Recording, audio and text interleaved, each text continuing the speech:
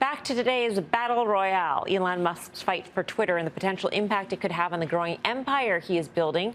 CNBC's Phil LeBeau has a breakdown of all that is currently under Elon's umbrella, all the thoughts in his head, the things that he intends on doing. Phil, take it away. You think I know what's in Elon's head? Nobody knows what's in Elon's head, Melissa.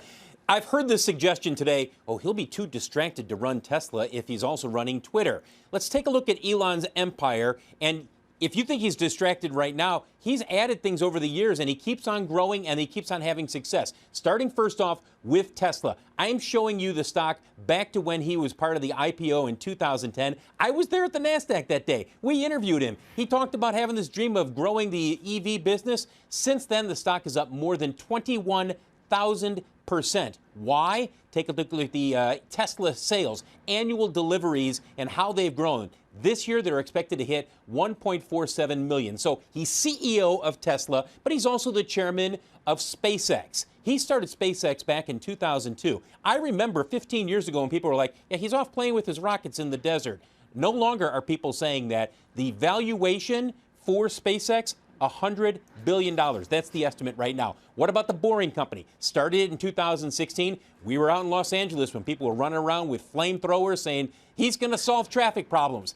Hasn't really happened. They've got one tunnel that opened last year in Las Vegas. It basically has Teslas going from one part of Vegas to another.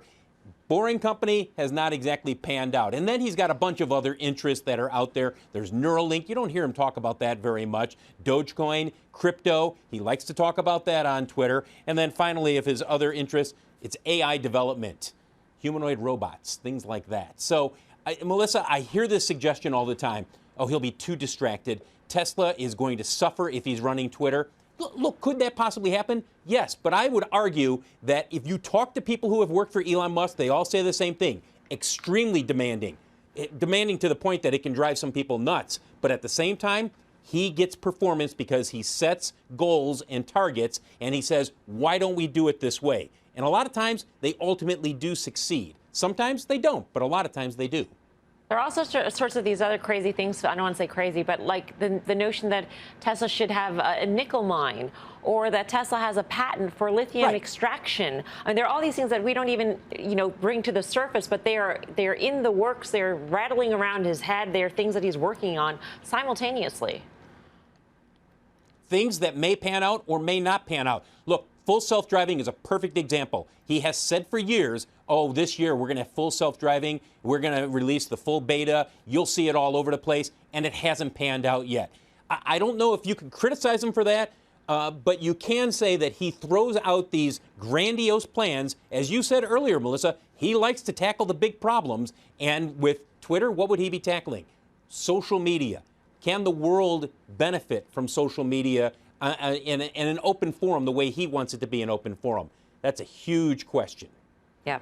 Phil, thank you. Phil LeBeau.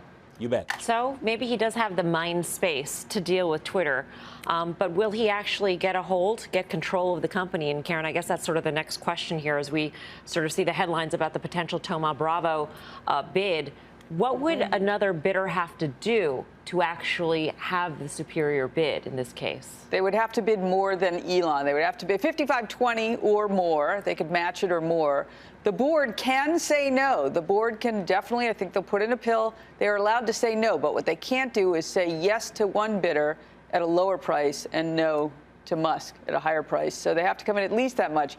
For a private equity bidder, it just seems like a really giant equity ticket to write. You can't lever this thing up in a huge way. So, I mean, who knows? We might hear all kinds of names. But right now, it's Elon's to buy if he wants it, unless the company says no, 54.20 is not enough. Let's say let's say the board gets the ability to put in a poison pill, and they say no.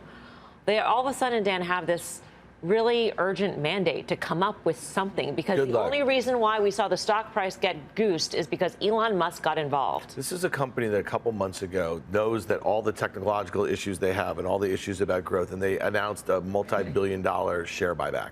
Okay, I'm just telling you, that's the management that you're dealing with here. And that was a new CEO. This wasn't Tim Cook taking over Apple 10 years ago and saying, hey, we generate so much cash, we're going to give it back. Or Sundar Pichai or Satya Nadella, who did all those sorts of things. So to me, sold to you.